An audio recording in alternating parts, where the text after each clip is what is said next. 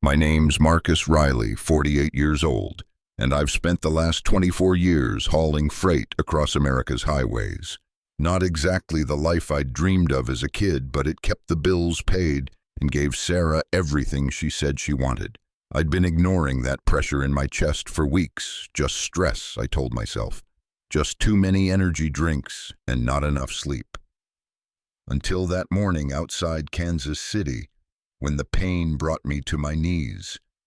I barely remember calling 911 from the cab of my Peterbilt. They told me later I'd coded twice in the helicopter on the way to St. Luke's Hospital, triple bypass surgery. The surgeon said I was lucky to be alive.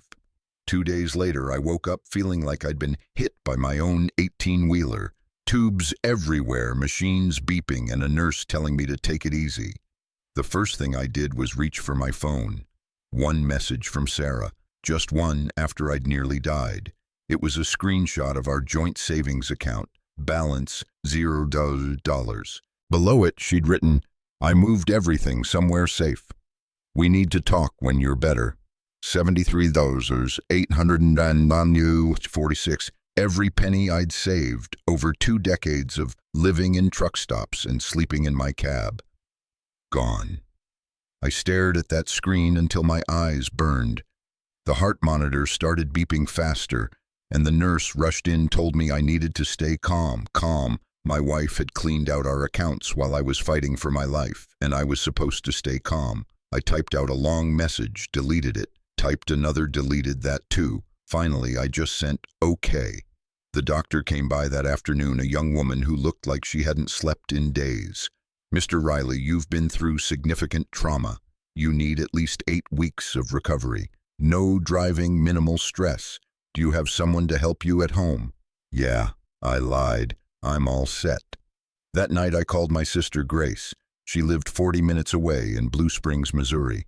We'd grown closer since her divorce 3 years ago. Shared experience in disappointment, I guess. "Mark, how are you feeling?" Her voice was warm, concerned. She was the only one who still called me Mark.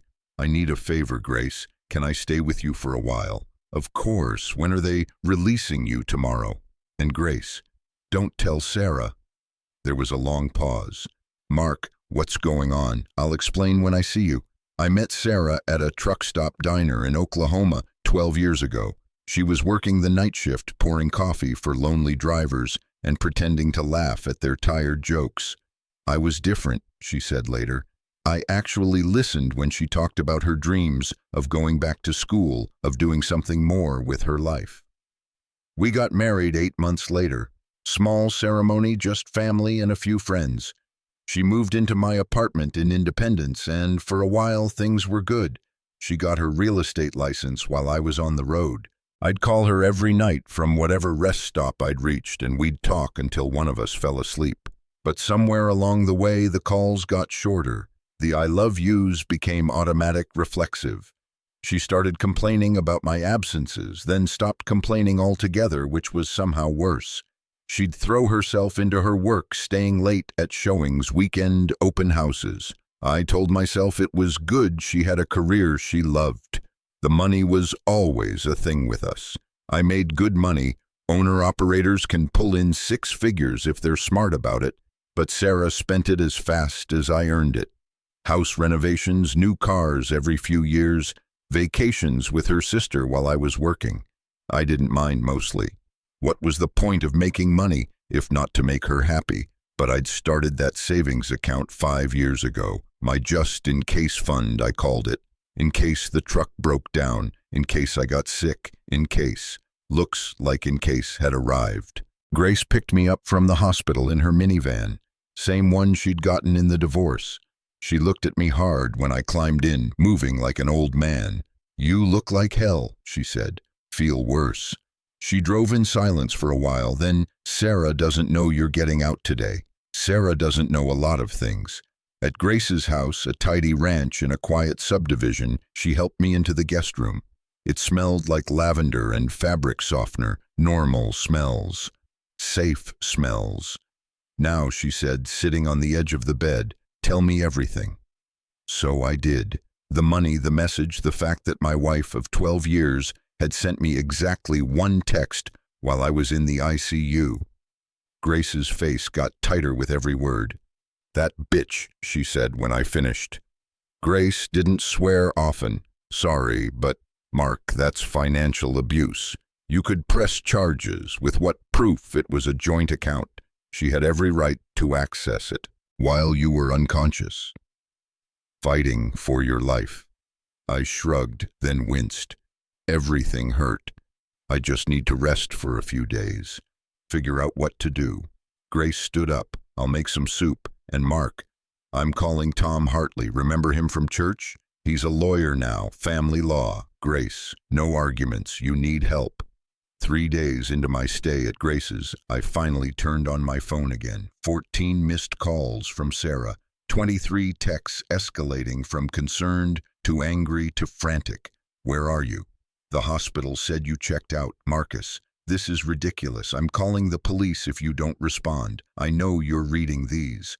I scrolled through them all, feeling nothing. Then a text from a number I didn't recognize made me sit up straight. "Hey Marcus, it's Phil from next door. Saw Sarah loading boxes into some guy's SUV. Everything okay?" Phil had been our neighbor for 8 years. Good guy, kept an eye on things when we were away. I stared at his message for a long time before responding. "Thanks for letting me know. I'm fine." His reply came quickly. "BMW X5, black dealer plates.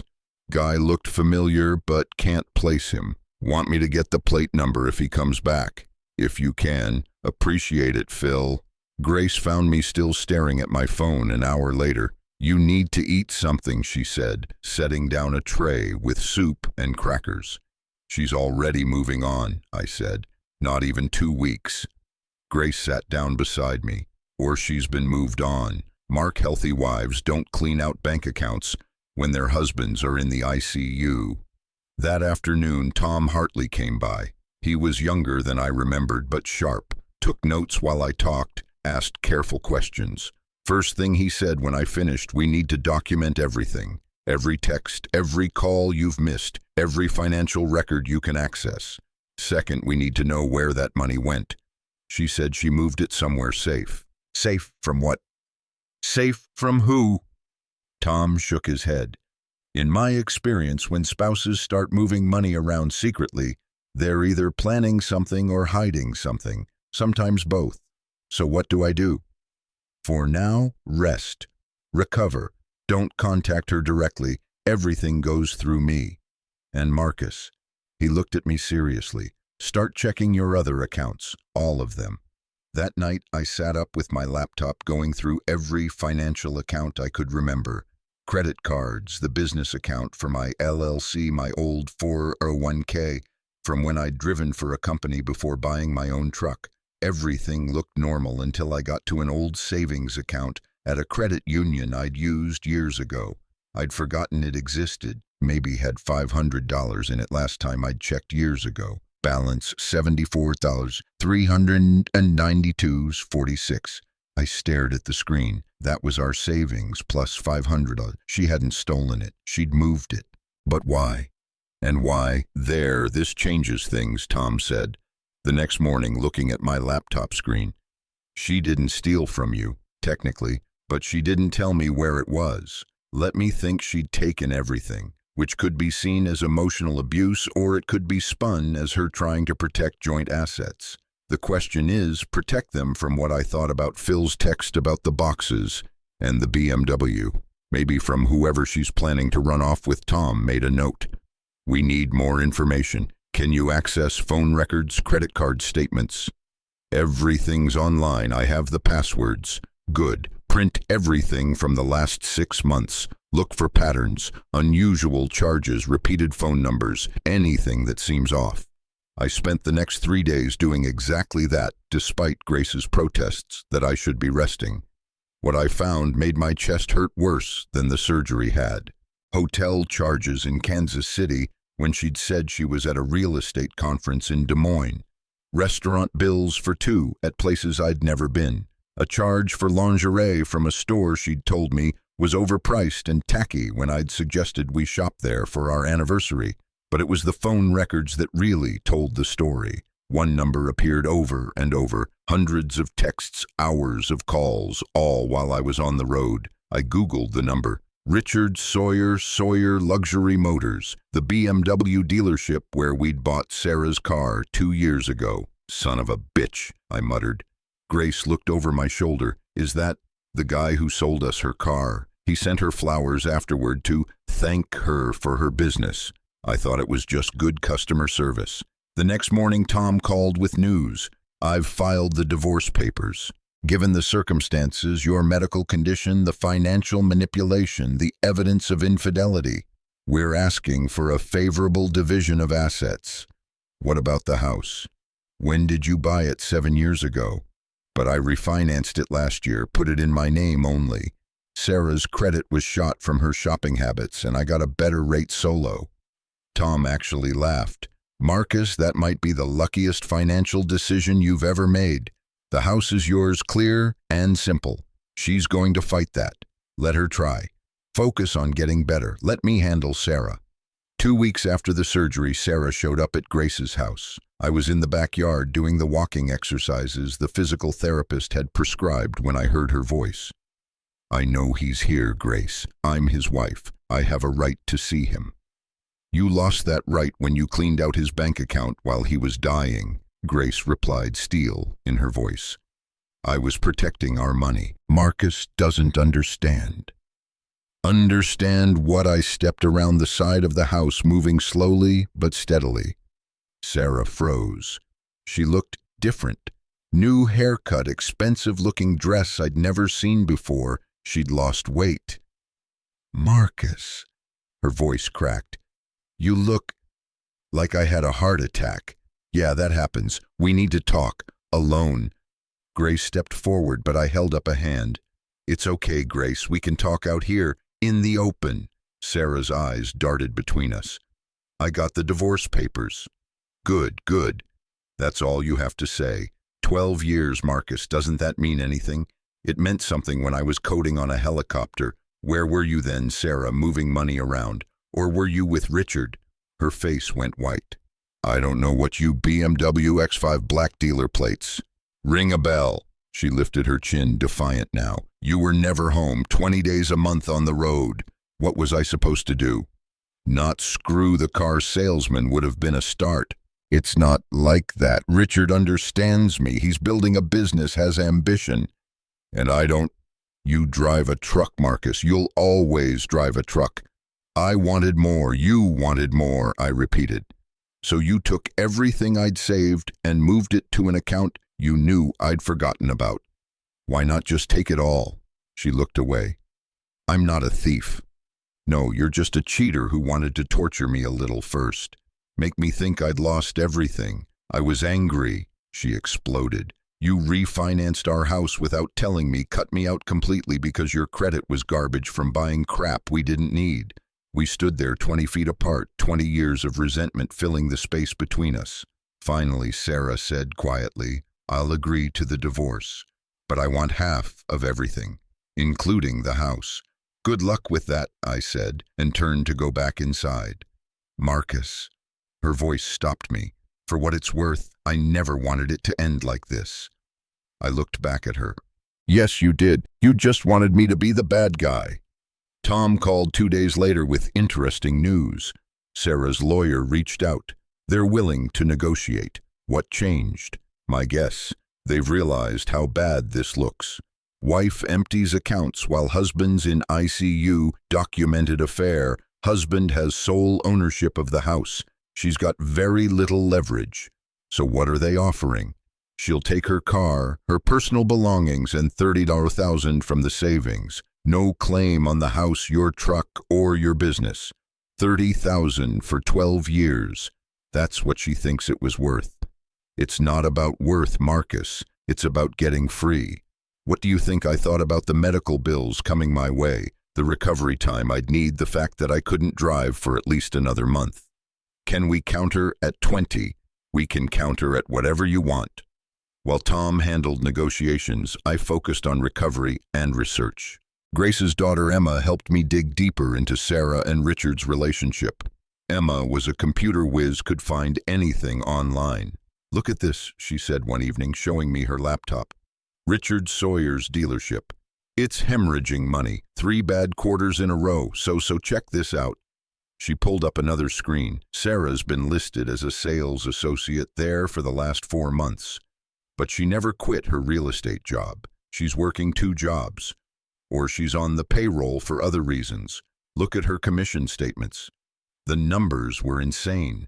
Sarah had supposedly sold 12 luxury cars in 4 months, earning commissions that dwarfed her real estate income. Either she'd become an automotive sales genius overnight, or... "He's paying her," I said. "Funneling money through the dealership. That's what it looks like. And Uncle Mark, I don't think you're the only one she's done this to." Emma showed me a social media profile for Richard's ex-wife. The timeline was familiar. Happy couple photos, sudden silence, then posts about new beginnings and surviving betrayal. "Can we contact her?" I asked.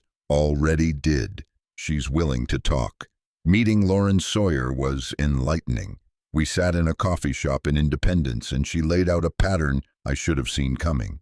"Richard likes married women," she said simply. "The thrill of it, the secrecy. He lavishes them with attention, money, promises. Then when they leave their husbands for him, he gets bored." "How long did Sarah and him?" "About a year, from what I can tell. Right around when you bought the car." Lauren stirred her coffee thoughtfully. "He probably targeted her from day one. It's what he does." "Why didn't you warn anyone who would believe the bitter ex-wife?" She laughed bitterly. "Besides, I was too busy trying to rebuild my life. Richard took me for everything in our divorce." "Sound familiar? Sarah's not getting everything. Good for you. Fighter." I wish I had. That night I shared Lauren's information with Tom. He was thrilled. "This establishes a pattern of behavior. If we can show the court that Sarah and Richard conspired to defraud you, planning this while you were healthy and then executing it during your medical crisis, can we prove that we can try? I'm going to subpoena the dealership's records. If he's been paying her under the table, there'll be a trail." Meanwhile, I was dealing with the medical aftermath. The bills were starting to arrive, and even with insurance, the numbers were staggering. The helicopter ride alone was $45,000. The surgery, ICU, stay medications, it added up to more than I'd made in a good year. Grace helped me apply for financial assistance from the hospital. "They have programs for people in your situation," she said. "People whose spouses abandoned them during medical crises." She didn't abandon me. She just strategically repositioned our assets. Grace snorted. "While you were unconscious." After cheating for a year, Mark stopped making excuses for her. She was right.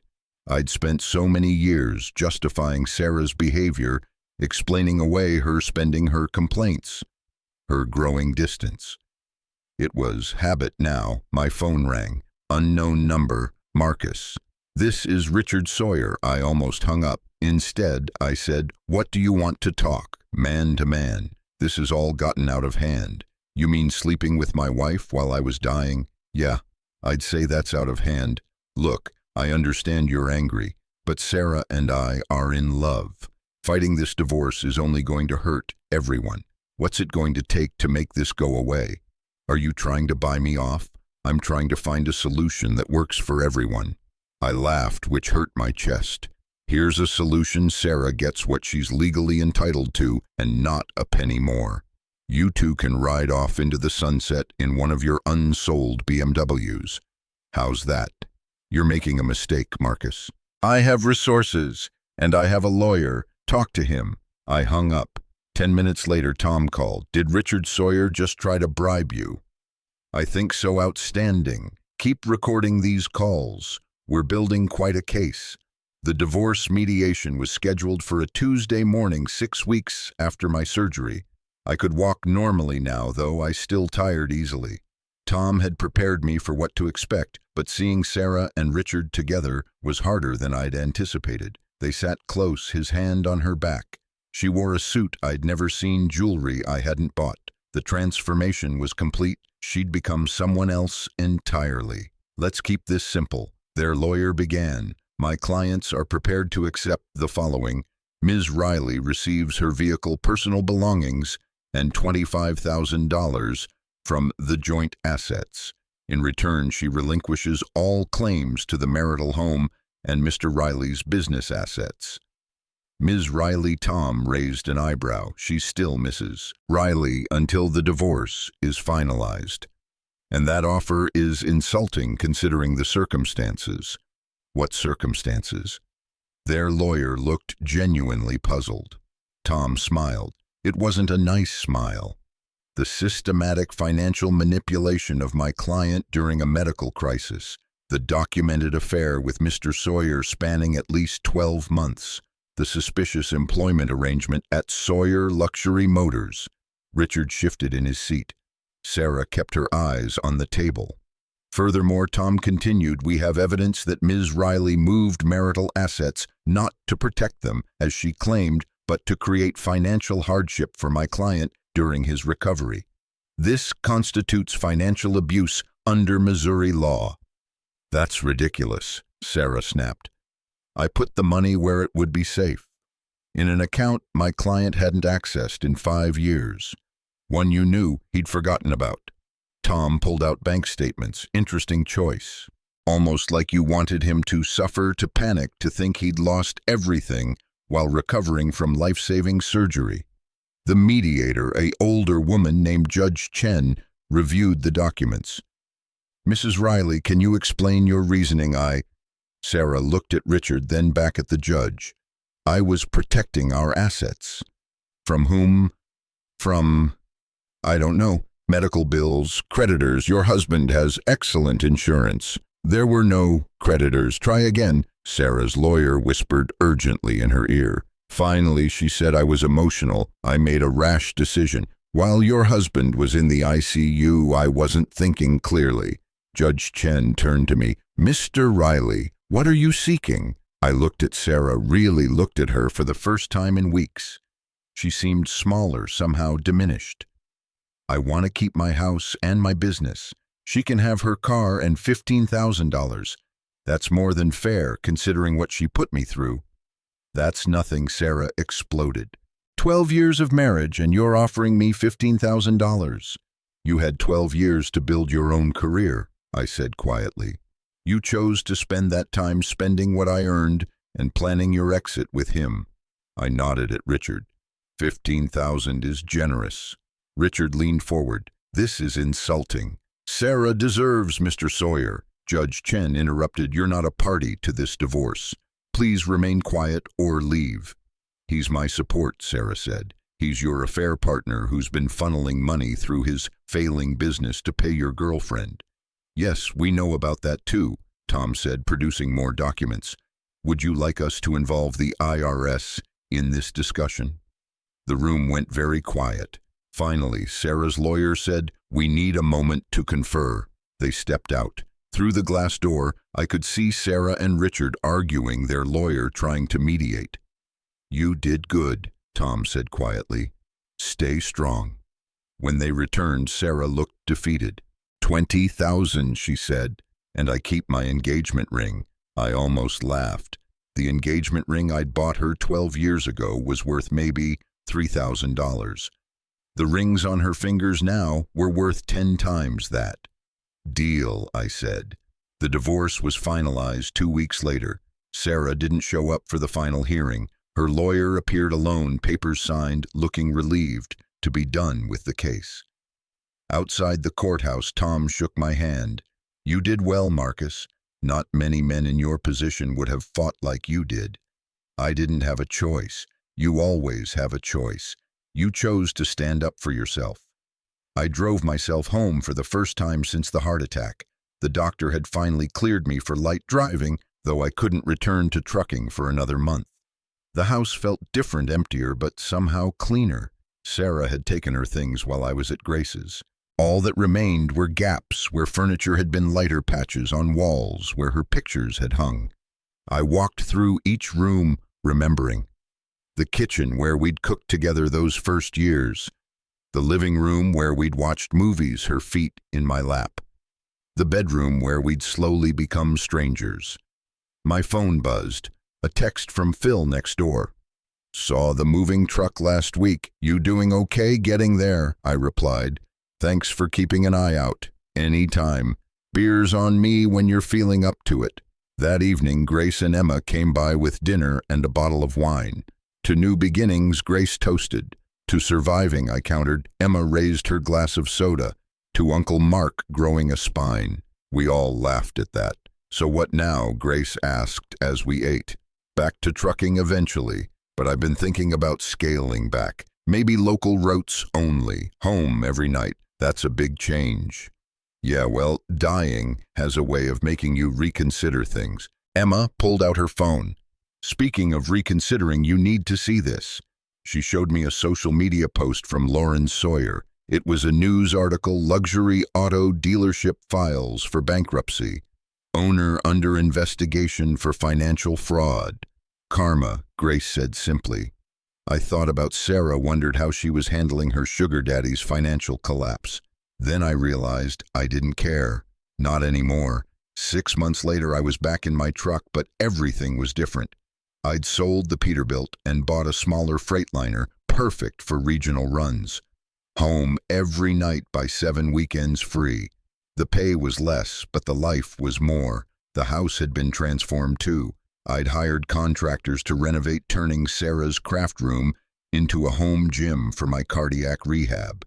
Painted the walls colors I liked. Bought furniture that fit me, not some magazine spread. I was installing a new TV when my phone rang. Unknown number, but I recognized the voice immediately. Marcus. It's Sarah. I almost hung up. Instead, curiosity won. What do you want? I wanted to apologize. Bit late for that. I know, Richard and I aren't together anymore. The dealership bankruptcy, the investigation, it all fell apart. Sorry to hear that I lied. I'm back in real estate, starting over. I wanted you to know that I put that money in your old account because some part of me knew I was wrong. I couldn't steal from you, not really, but I was so angry, so hurt that you'd cut me out of the house. Sarah, I interrupted, we're divorced. This conversation serves no purpose. I loved you, she said quietly. I need you to know that. I just loved the idea of something else more. Yeah, well, love's not always enough. No, she agreed. It's not. After we hung up, I sat in my empty living room thinking about roads. All those years on the highway, I'd thought I was the one in motion while Sarah stayed still. But we'd both been traveling just in different directions. By the time I'd noticed, we were too far apart to find our way back. The next weekend, Grace set me up with a friend from her book club. Diana was a nurse, divorced 2 kids in college. We met for coffee, which turned into lunch, which turned into a walk in the park. So she said as we strolled, Grace tells me you died and came back to life. Twice, apparently, though I don't remember the dying parts. What do you remember? I thought about it, waking up and realizing everything had changed. That the life I thought I had was already gone. That must have been terrifying. You know what it was. But it was also freeing, like getting a second chance to build something real. She smiled. I like that perspective. We made plans for dinner the following week. As I drove home, I realized I was looking forward to something for the first time in years. My phone buzzed at a red light. Emma had sent a photo from her college graduation cap gown, huge smile. Thanks for believing in me, Uncle Mark. I'd helped with her tuition using some of the money from selling the Peterbilt. Best investment I'd ever made. At home, I checked my banking app. All accounts secure, growing slowly but steadily. The old credit union account that had caused so much drama now held my emergency fund. I'd kept it as a reminder not of Sarah's betrayal, but of my own resilience. Sometimes late at night, I'd think about those dark days in the hospital, waking up to that screenshot, the fear and confusion and rage. But mostly I thought about what came after, the fight I'd found in myself, the people who'd stood by me, the life I was building from the ashes of the old one. My heart was scarred but beating strong. The road ahead was shorter than the one behind, but it was mine to travel. No more sleeping in truck stops, no more weeks away from home. Just local runs and quiet evenings and the possibility of something better. The heart attack had almost killed me. The divorce had almost broken me. But I was still here, still moving forward. Sometimes that's all the victory you need. Last week I passed the BMW dealership where it all started. Empty lot for lease signs in the windows. I didn't slow down, didn't gloat, just kept driving toward home, toward dinner with Diana, toward whatever came next. The money Sarah moved to that old account. It's still there, every penny plus interest. Not because I need it, but because it reminds me that even in our darkest moments of betrayal, sometimes people can't quite bring themselves to cross that final line. She'd wounded me, certainly. Betrayed me, absolutely. But she hadn't stolen from me, not really. In the end, that small mercy might have been the only honest thing left between us.